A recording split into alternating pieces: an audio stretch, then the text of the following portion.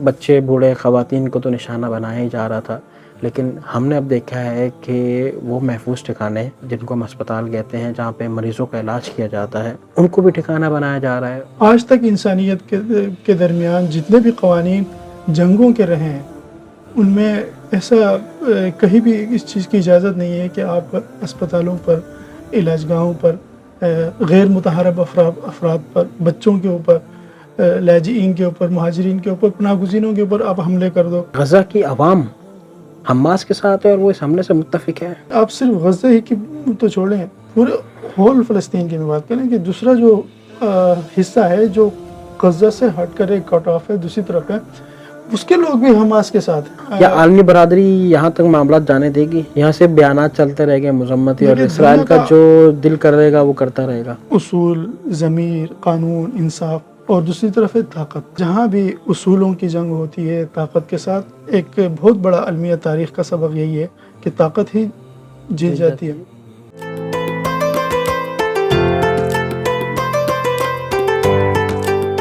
السلام علیکم ناظرین، پروگرام دین کی دنیا کے ساتھ میں ہوں آپ کا ہوسٹ اویس اسحاق۔ ناظرین کرام، آج ہم بات کر رہے ہیں غزہ کی صورتحال پہ۔ جیسا کہ آپ کے علم میں ہے کہ اب تک ہزاروں مسلمان جو ہیں وہ شہید ہو چکے ہیں، اور کل کی جو خبر ہے اس کے مطابق اسرائیل نے غزہ میں جو ہسپتال ہیں ان کو بھی نشانہ بنانا شروع کر دیا ہے۔ پہلے بچوں کو، بوڑھوں کو، خواتین کو تو نشانہ بنایا جا ہی رہا تھا، وہاں کا پانی، وہاں کی جتنی بھی زمینی چیزیں ہیں ان کو بند کیا گیا تھا، لیکن اس کے بعد اسرائیل یہاں تک ہی نہیں رکا بلکہ اس نے اب ہسپتالوں کو بھی نشانہ بنانا شروع کر دیا ہے۔ غزہ والوں کا سوال یہ ہے کہ ہم جائیں تو کہاں جائیں؟ ہمارے لیے تو یہ بھی قیامت صغریٰ ہے۔ اس موضوع پہ بات کریں گے کہ آیا مسلمان ممالک کیا کر سکتے ہیں، OIC کو اپنا کیا کردار ادا کرنا چاہیے، اور کیا غزہ میں یہ جو دہشت گردی اسرائیل کی طرف سے جاری ہے کیا یہ رکے گی یا نہیں؟ اس موضوع پہ بات کرنے کے لیے آج ہمارے ساتھ موجود ہیں ریسرچ اسلامک اسکالر عنایت الرحمان شمسی صاحب۔ السلام علیکم۔ وعلیکم السلام۔ خیریت سے؟ مزاج اچھا ہے حضرت؟ بچے بوڑھے خواتین کو تو نشانہ بنایا ہی جا رہا تھا، لیکن ہم نے اب دیکھا ہے کہ وہ محفوظ ٹھکانے جن کو ہم اسپتال کہتے ہیں، جہاں پہ مریضوں کا علاج کیا جاتا ہے، ان کو بھی ٹھکانہ بنایا جا رہا ہے، اور وہاں پر جو مریض ہیں ان کو بھی نہیں بخشا جا رہا۔ کیا رائے آپ کی اس حوالے سے؟ بسم اللہ الرحمن الرحیم۔ جی ہاں، بالکل اس بات کا غزہ اسرائیل سے کسی انسانی ہمدردی، کسی رحم، انسانیت کے تحت، انسانیت کے ناطے کسی حسن سلوک کی توقع تو کبھی رکھی نہیں جا سکتی، لیکن یہ توقع البتہ اسرائیل کے اپنے سرپرست امریکہ سے لے کر برطانیہ، فرانس، جرمنی، جو سلامتی کونسل میں بیٹھ کر اسرائیل کے خلاف آنے والی ہر قرارداد کو وہ ویٹو کرنے کے لیے وہاں بیٹھے ہوتے ہیں، ان کو بھی یہ توقع نہیں تھی کہ اسرائیل جو ہے وہ ایک اسپتال کے اوپر جا کے بمباری کر دے گا۔ اس نے ایک ایسا جرم کر دیا ہے کہ بین الاقوامی قانون کہ آج تک انسانیت کے درمیان جتنے بھی قوانین جنگوں کے رہے ہیں، ان میں ایسا کہیں بھی اس چیز کی اجازت نہیں ہے کہ آپ اسپتالوں پر، علاج گاہوں پر، غیر متحرک افراد پر، بچوں کے اوپر، لاجئین کے اوپر، مہاجرین کے اوپر، پناہ گزینوں کے اوپر آپ حملے کر دو، جو پناہ کے لیے دنیا بھر سے جہاں آپ نے نکالا ہوا دوسرے علاقوں سے، وہ کسی ایک ایسی جگہ پر وہ جمع ہو گئے، وہ سمجھ رہے تھے کہ یہاں پہ تو یہ ظالم بمباری نہیں کرے گا، لیکن آپ نے وہاں پر بھی بمباری کر دی۔ وہ اس سے بھی نہیں چوکے کہ دنیا کیا کہے گی، اس کے اندر ڈٹائی کی اسرائیل اس حد کو پہنچ چکا ہے کہ اب اسے نہ شرم و حیا ہے اور نہ ہی کسی چیز کا خوف و ڈر ہے۔ تو یہ اس نے غزہ کی پٹی کے اندر ایک شہر ہے خان یونس، تو یہاں پہ یہ ہاسپٹل ہے۔ یہ ہاسپٹل آپ کو میں بتاتا چلوں کہ یہ 1880 تقریباً کوئی 2 صدیاں اس کی ہو چکی ہیں، 2 صدی 1.5 صدی پرانا یہ ہاسپٹل ہے، اور یہ ہاسپٹل بنایا عیسائیوں نے تھا، آج بھی اسے عیسائی چلا رہے ہیں۔ اس کے ساتھ ایک گرجا بھی واقع ہے۔ تو اسرائیل نے اس پورے ہاسپٹل پر بمباری کر دی۔ اب یہاں پر غزہ 7 اکتوبر سے جو جنگ چل رہی ہے، کل جب یہ واقع ہوا تو 11واں دن تھا۔ دن بھر اسرائیل نے چن کے انفراسٹرکچر کو تباہ کیا، غزہ کے سویلین آبادی کو نشانہ بنایا، جہاں جہاں بھی انہوں نے لوگ گھٹے دیکھے وہاں پہ بمباری کر دی۔ دن بھر یہ قتل و خون اور کچھ تو خون جاری رہا، لیکن اس کے بعد بھی اس کا دل نہیں بھرا، تو اس نے دن کا اختتام 11ویں دن کا اختتام اس انتہائی سفاکیت کے ساتھ اور وحشیت اور وحشیانہ بمباری کے ساتھ کیا۔ اس نے اس ہاسپٹل کو مستشفیٰ المعمدانی کے نام سے ہی مشہور ہے، اس کو نشانہ بنایا، اور وہاں پہ ایک تو وہاں پر زخمی جو پہلے سے اسرائیلی بمباری سے زخمی ہو کر یہاں پہ زیر علاج تھے، سینکڑوں کی تعداد میں وہ تھے، اور اس کے علاوہ اس ہاسپٹل کے احاطے میں، اس کے صحن کے اندر وہ لوگ جو گھروں سے نکالے گئے، جو ڈر اور خوف کے مارے یہاں آ کے چھپ گئے تھے، وہ بھی سینکڑوں کی تعداد میں تھے، ان سب کو لمحوں کے اندر جو ہے وہ خاک و خون میں تڑپا دیا اس ظالم، اور دنیا بیٹھ کے تماشا دیکھ رہی ہے۔ یہاں تک کہ بائیڈن وہاں پہ آ کے جو اسرائیل جو اپنے لیپالک کا سرپرست ہے سب سے بڑا، وہ آ کے اسرائیل کو کلین چٹ دیتا ہے۔ وہ کہتا ہے کہ اسرائیل نے دعویٰ کر دیا کل آ کے، جب اس نے دنیا نے جب چیخ اٹھی جب اس سفاکیت کے انتہا پر کہ اس نے ہاسپٹل کو بھی نہیں بخشا، تو جناب جب دنیا جب چیخ اٹھی تو اس کو تھوڑی سی اس کو شرم آئی، تو اس نے کہہ دیا کہ جی یہ ہم نے نہیں کیا، یہ ہم نے نہیں کیا، یہ تو ہم کس نے نے نہیں کیا یہ؟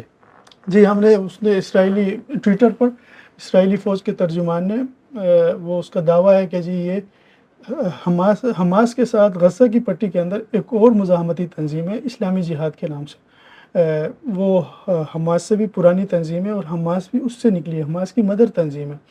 تو اسرائیلی فوج کے ترجمان نے اس کے اوپر یہ الزام رکھ دیا کہ یہ اسلامی جہاد نے اسرائیل کے اوپر یہ میزائل پھینکنا چاہ رہے تھے، وہ نشانہ چوک گیا، خطا ہو کے یہاں پہ ہاسپٹل کو جانا۔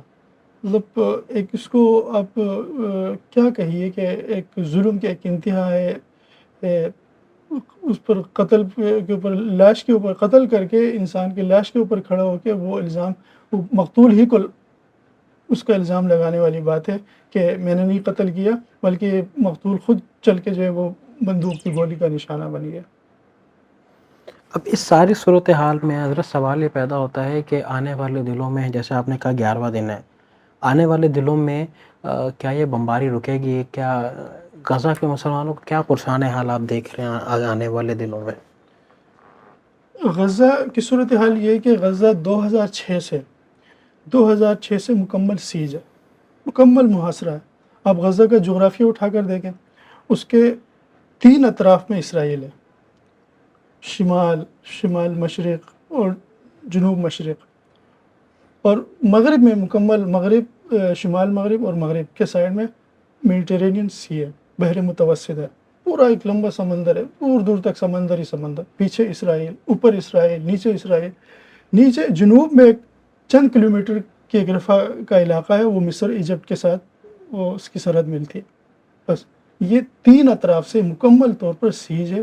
2006 سے یہی صورتحال ہے، اور اسی وجہ سے غزہ کو دنیا کی سب سے بڑی اوپن ایئر جیل کہا جاتا ہے، یعنی ایسی جیل ہے کہ جو بالکل اوپن ایئر ہے، اور اس میں سب سے زیادہ قیدی موجود ہیں۔ غزہ کی آبادی جو ہے 2.25 ملین ہے، تقریباً 22 لاکھ سے کچھ زیادہ اس کی آبادی ہے۔ اتنی بڑی آبادی کو مکمل اس نے قیدی کی صورتحال میں رکھا ہوا، مطلب ایک قیدی کے جیل کے اندر جو سہولیات ہوتی ہیں نا، کہ وہ بھی ان کو میسر نہیں ہے وہاں پر، یہ مکمل وہاں پہ ان کے اوپر بھوک مسلط ہے۔ یہ 2006 سے، یہ آج کی بات نہیں ہے۔ دیکھیں جی، اب یہ بہت سے لوگ یہ کہتے ہیں کہ حماس نے مطلب ایک آبیل مجھے مار والی ایک جنگ شروع کر دی، اسرائیل کو اکسایا، اشتعال دلایا۔ ایسی بات نہیں ہے۔ آپ دیکھیں نا، 2006 سے وہ مکمل محاصرے کے اندر ہیں، 2006 سے مسلسل ان کے اوپر موت، بھوک، ہر چیز کی، مطلب ہے کہ ان کے اوپر بارش ہے، اسرائیل کی طرف سے محاصرہ ہے، ان کی اجازت کے بغیر، مطلب اسرائیل چاہتا ہے تو ان کو بجلی میسر آ جاتی ہے، اسرائیل چاہتا ہے تو ان کو پانی مل جاتا ہے، اسرائیل چاہتا ہے تو ان کو غذا وہاں تک پہنچنا ممکن ہوتا ہے، اسرائیل نہیں چاہتا تو سب کچھ یہ بند ہو جاتا ہے۔ اب دیکھیں 2010 یا 12 کی بات ہے، آپ کو یاد ہوگا کہ کچھ انسانی حقوق کے کچھ سرگرم کارکنوں نے ترکی کی طرف سے وہ غزہ تک پہنچنے کی کوشش کی تھی سمندر کے راستے سے، وہ ایک قافلہ لے کے گئے تھے فریڈم فلوٹیلا کے نام سے، تو یہ انہوں نے دیکھا کہ چاروں طرف سے اور تو زمینی کوئی مطلب ایسی کوئی سرحد نہیں ملتی جس سے وہ امداد آسانی سے وہاں تک پہنچ سکے. انہوں نے کہا ہم یہاں سے ٹرائی کر کے دیکھتے ہیں کہ غزہ تک کے سمندری قافلہ لے کے اگر امداد لے کے پہنچ سکیں. تو وہ جیسے ہی غزہ کے قریبی سمندری حدود تک پہنچے تو وہاں پہ اسرائیل کی آرمی نے نیوی نے بغیر وارننگ کے ان کے اوپر فائرنگ کھول دیا. وہ ان کو جو امداد لے کے گئے تھے اس کے اندر دنیا کے کئی ممالک کے لوگ اس میں شامل تھے، ان میں نن مسلم بھی تھے، مسلم بھی تھے، ان سب کو انہوں نے شہید کر دیا وہاں پہ. وہ وہاں پر اس نے غزہ تک امداد نہیں پہنچنے دی. غزہ کی یہ صورتحال ہے. اب دیکھیں 2006 سے وہ مکمل ایک محاصرے میں ہے. سمندر سے محاصرہ ہے، زمین سے محاصرہ ہے، خلا سے، فضا سے، ہر طرف سے ان کا محاصرہ. ایسے محاصرے میں وہ کیا کرتے ہیں؟ اب اگر کوئی یہ کہتا ہے کہ جی انہوں نے اکسا تو اسرائیل رہا ہے مسلسل. انہوں نے ایک آپ یوں کہہ سکتے ہیں کہ ایک ریئیکشنری آفینس کیا ہے. مطلب یہ ریئیکشن ہے. جی یہ بالکل ریئیکشن ہے. وہ تنگ آ گئے تھے. وہ کہتے ہیں نا فارسی میں تنگ آمد بجنگ آمد.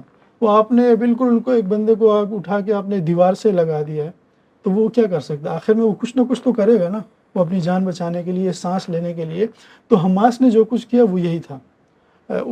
ان کی جو بہت بڑی ایک آہنی دیوار ہے، فینس ہے، تو انہوں نے پھر بڑی منصوبہ بندی کے ساتھ کوشش کی. پہلے کئی سالوں سے 2019 کی بات ہے کہ غزہ کے شہریوں نے اس محاصرے کو توڑنے کے لیے پرامن کوشش کی.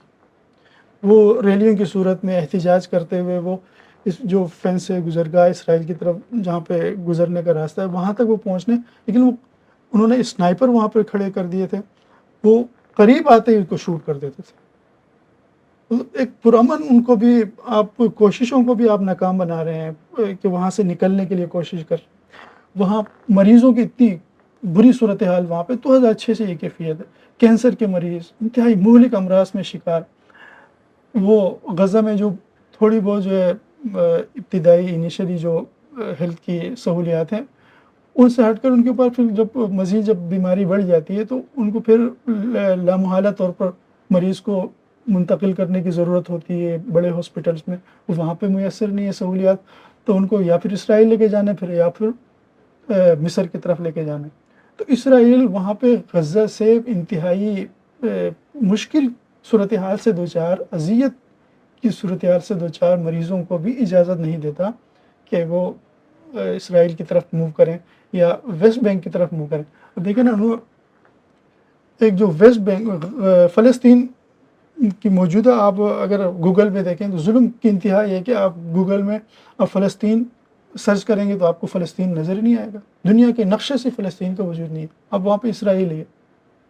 اب ہم جو کہتے ہیں کہ آزاد فلسطینی ریاست، اس کا جو نقشہ ہمارے ذہن میں ہے وہ حقیقت کے بالکل ہی مطلب ایک الٹ ہے.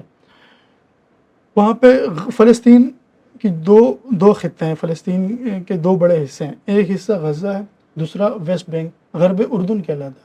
یہ جو مسجد اقصی ہے، بیت المقدس ہے، یروشلم شہر جو ہے یہ ویسٹ بینک کے اندر ہے، اور دوسری طرف غزہ ہے. اور اس کے بیچ میں پورا اسرائیل واقع ہے.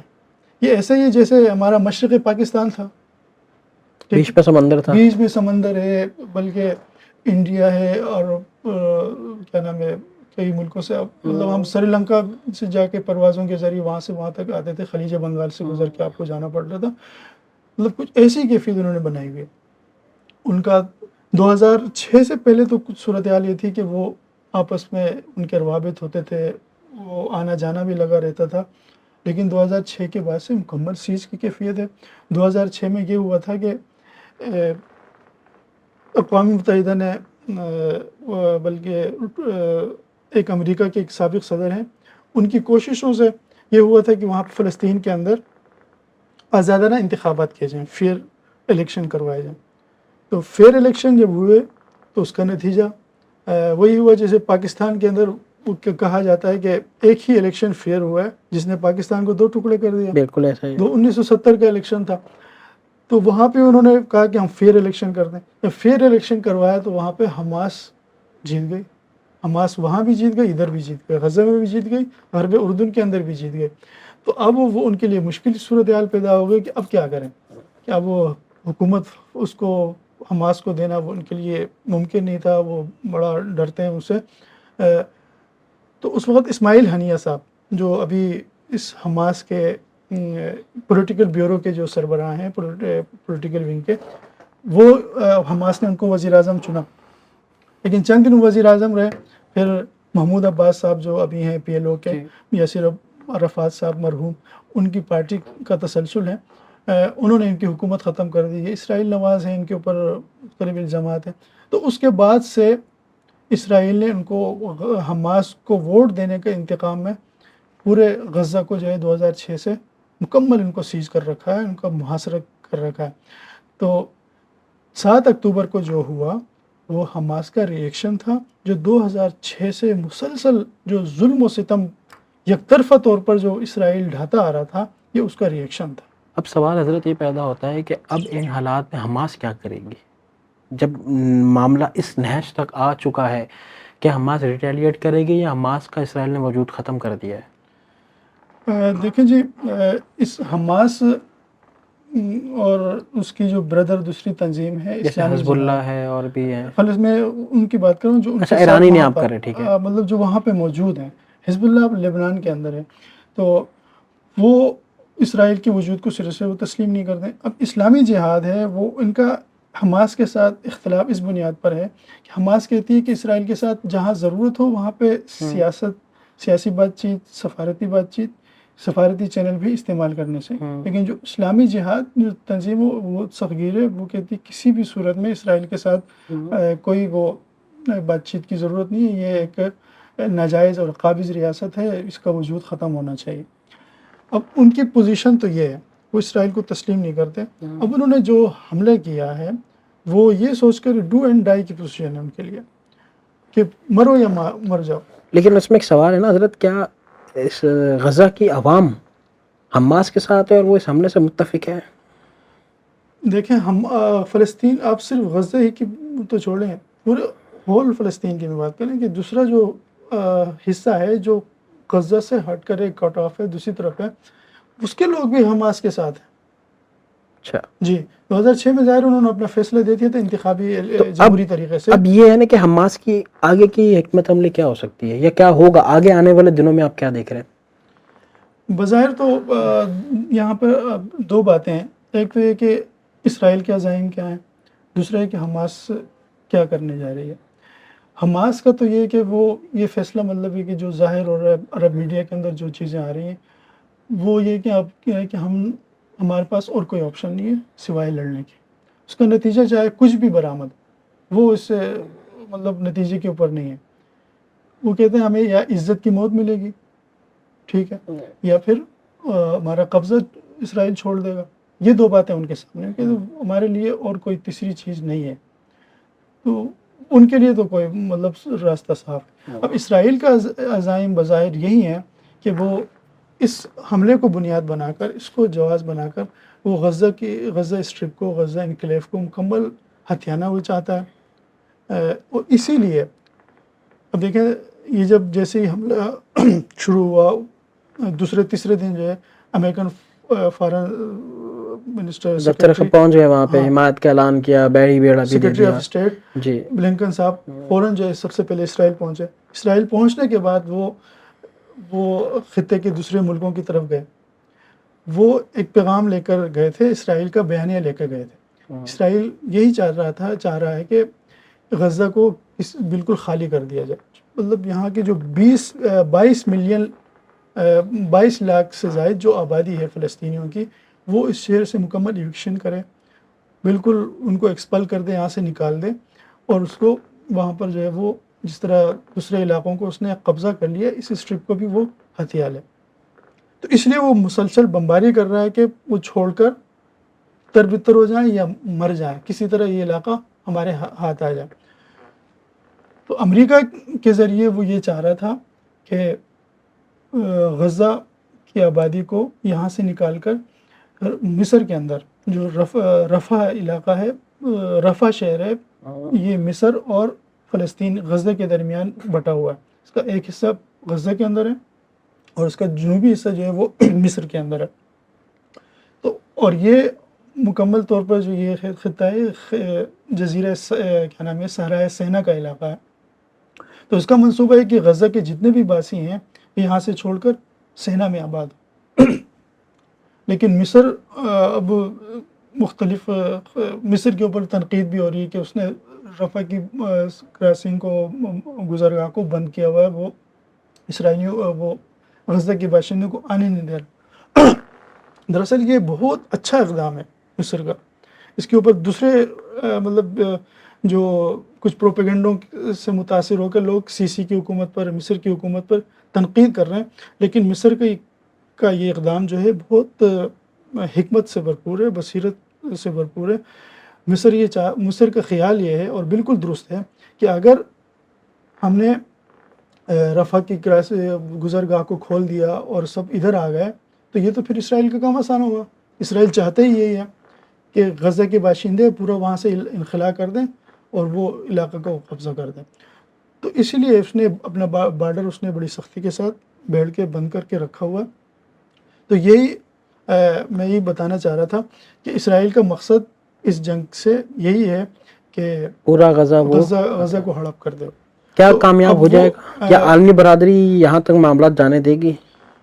یہاں سے بیانات چلتے رہے گے مذمتی، اور دیکھیے اسرائیل کا جو دل کر رہے گا وہ کرتا رہے گا. دیکھیں ایک تو ہوتا ہے اصول، ضمیر، قانون، انصاف، اور دوسری طرف ہے طاقت. اب اس جنگ کے اندر جہاں بھی اصولوں کی جنگ ہوتی ہے طاقت کے ساتھ، تو اصولوں کی جو اپنی اخلاقی پوزیشن ہے، اخلاقی برتری ہے، وہ اپنی جگہ رہ جاتی ہے. لیکن ایک بہت بڑا علمیہ تاریخ کا سبق یہی ہے کہ طاقت ہی جیت جاتی ہے. اب تک تو یہ طاقت کے زور پر اسرائیل دنیا کے ہر اصول کو رونتے ہوئے آگے بڑھتے چلا جا رہا ہے. اب دیکھیں نا 1948 کے اندر جب اسرائیل کا قیام ہوا تو وہاں پر ٹوٹل جو دنیا بھر سے لٹے پٹے جو یہودی ہانک ہنکا کے وہاں پہ لائے گئے تھے، ان کی تعداد تھی 5 لاکھ. 5 لاکھ تھی. آج یہودیوں کی تعداد اسرائیل کے اس علاقے کے اندر ہے 90 لاکھ. 90 لاکھ. اور اس وقت وہاں پہ 80% جو ہے وہ مسلمان تھے، باقی 11% کرسچن تھے. یہودی بہت کم تھوڑے تھے. لیکن اب جو ہے بالکل اس کی ڈیموگرافی کا بیڑا غرق کر کے رکھ دیا ہے، بالکل ہی چینج کر کے رکھ دیا ہے. اب فلسطین کے نام سے جو ہے چند مہاجر کیمپ ہی رہ گئے. اب عربوں کی وہاں پہ جو مسلمانوں کی تعداد ہے 22 لاکھ ادھر ہو گئے غزہ کے اندر، 32 لاکھ غرب اردن کے اندر ہیں، اور 20 لاکھ جو مسلمان عرب ہیں وہ اسرائیل کے اندر ہیں، اسرائیل کے شہریوں کے اندر. یہ ٹوٹل بنتے ہیں 75 لاکھ. اور اسرائیل کی آبادی ہو گئی 90 لاکھ. تو مطلب کہاں 5 لاکھ اور کہاں 90 لاکھ، اور کہاں جو ہے وہ معمولی سا حصہ ان کے پاس تھا. اور اب جو یہ دیکھیں کہ اس صورتحال بالکل الٹ ہو گئی ہے. فلسطینیوں کے پاس چند پناہ گزین کیمپ ہی رہ گئے ہیں ایک الگ ریاست کے نام پر. یہ صورتحال ہے. تو اس میں ظاہر ہے کہ دنیا کا ایک اصولی موقف ہے. دنیا کا اصولی موقف یہ ہے، اقوام متحدہ کی تائید بھی اس کی پشت کے اوپر کھڑی ہے، اور وہ یہ ہے کہ اسرائیل 1967 کی جو جنگ عرب اسرائیل کی ہوئی تھی، اس وقت مطلب اس جنگ میں داخل ہونے سے پہلے جو جغرافیائی پوزیشن تھی، اسرائیل واپس وہاں پر چلا. یہ دنیا کا آج بھی اصولی موقف ہے کہ یہ اس پوزیشن پہ آ جائے تو اس میں یہ ہوگا کہ 2 ریاستی حل جو روڈ میپ دنیا نے ایک مسلمہ طور پر ایک بنایا ہوا ہے، وہ یہ ہے کہ اس مسئلے کا حل 2 ریاستی حل ہے کہ فلسطین ایک آزاد ریاست کے طور پر دنیا کے نقشے پر موجود ہو اور اس کے پہلو میں اسرائیل بھی موجود ہو. اگرچہ اسرائیل کا یہ کانٹا حلق سے اتارنا ہمارے لیے ممکن نہیں ہے، لیکن مطلب انتہائی مشکل ہے، لیکن ہم امت مسلمہ دل پر پتھر رکھ کر سل رکھ کر یہ تسلیم کرنے کو تیار ہو سکتی ہے کہ اسرائیل ٹھیک ہے، اسرائیل اگر 1968 سے پہلے کی پوزیشن پر اگر چلا جاتا ہے تو ٹھیک ہے، وہ بھی اپنا وجود برقرار رکھے. لیکن اسرائیل اس کو آج تک اسرائیل نے اس بات کو تسلیم نہیں کیا ہوا ہے. جنرل اسمبلی میں ہمیشہ جنرل اسمبلی میں چونکہ کوئی ویٹو پاور نہیں ہوتی. جنرل اسمبلی قوم متحدہ کی جو جنرل اسمبلی ہے وہ پوری دنیا کی حقیقی نمائندہ ہے۔ سلامتی کونسل جو ہے وہ تو ظاہر ہے وہاں پہ چند گنڈے بدماش بیٹھے ہوئے ہیں جو ویٹو پاورز ہیں، وہ ہمیشہ جو ہے وہ کرتے ہیں۔ جنرل اسمبلی کی جتنی بھی قراردادیں ہیں وہ ہمیشہ اسرائیل کے خلاف ہی پاس ہوئی ہیں۔ دنیا نے ان سے جو ہے وہ ساتھ کیا ہے اور اسرائیل کو ایک قابض، ایک جارح اور ایک ظالم کے طور پر ہی مطلب دنیا جانتی ہے۔ ٹھیک ہے حضرت، اب یہ بتائیے گا کہ جس طریقے سے آپ نے کہا کہ 20-22 لاکھ کی آبادی ہے اور مصر اس کو ایکسیپٹ نہیں کر رہا، لیکن اب مسلمان برادری، مسلمان ممالک، آپ سے آخری سوال ہے کہ مسلمان ممالک، مسلمان برادری کیا کرے گی، کیا کر سکتی ہے، اور عرب اس وقت کیا سوچ رہا ہے، کیا نتیجہ آپ نکال رہے ہیں، یا صرف مذمت اور مذمت چلتا رہے گا؟ دیکھیے اس وقت میں عرب میڈیا کو دیکھ رہا ہوں تو اس کے حماس کے جتنے بھی لیڈر ہیں وہ مسلم دنیا سے، میں نے کسی بھی حماس کے لیڈرز کی طرف سے یہ مطالبہ، یہ اپیل نہیں دیکھی کہ جی امت مسلمہ ہمارے لیے جو ہے فوجی اقدام کرے، فوجی ایکشن لے اسرائیل کے خلاف۔ کل اسماعیل ہنیہ جو حماس کے سربراہ ہیں، سیاسی سربراہ، ان کے بھائی کے گھر پہ بھی حملہ ہوا ہے، ان کی بیٹی شہید ہوئی ہے، تقریباً 14 جو ہے ان کے قریبی اہل خانہ وہ شہید ہوئے ہیں۔ لیکن اس حال میں بھی اسماعیل ہنیہ کا بیان یہ تھا کہ پوری دنیا کے مسلمان وہ اسرائیل کے خلاف پرامن طور پر نکلے ہیں۔ ان کو بھی پتہ ہے کہ بھائی آپ نہیں آ سکتے یہاں پر، کوئی صلاح الدین ایوبی امت مسلمہ میں اب موجود نہیں ہے، کوئی نور الدین زنگی نہیں ہے کہ اٹھ کے آئے اور جناب ہمیں یروشلم اور القدس کو آزاد کر دے، اقصیٰ کو جو ہے آزاد کر دے، وہ ہمیں آزادی لے۔ وہ ان کو بھی پتہ ہے، وہ آپ سے صرف دعائیں چاہتے ہیں، وہ آپ سے جو ہے صرف یہ کہتے ہیں کہ آپ باہر کم از کم یہ تو آپ کرو، باہر نکل کے کھل کے کہو کہ بھائی اسرائیل ظالم ہے۔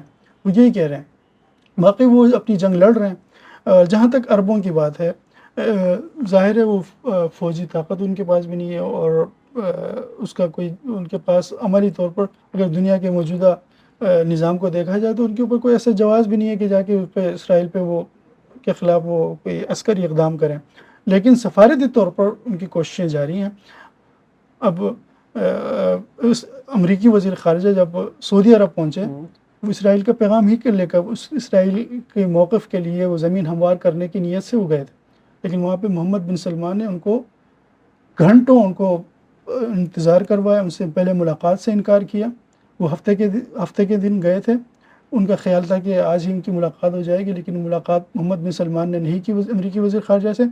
اگلے دن اتوار کے دن صبح ان سے ملے اور خوب ان کو اپنا سنایا کہ بھائی اس حالت میں ہم کسی بھی اس کی پوزیشن میں نہیں ہے کہ آپ کے ساتھ کوئی آپ کے موقف کی تائید کریں یا ہم جو اس کی بات کریں، اسرائیل کو یہ محاصرہ ختم کرنا ہوگا، تو سخت ان کو پیغام دیا۔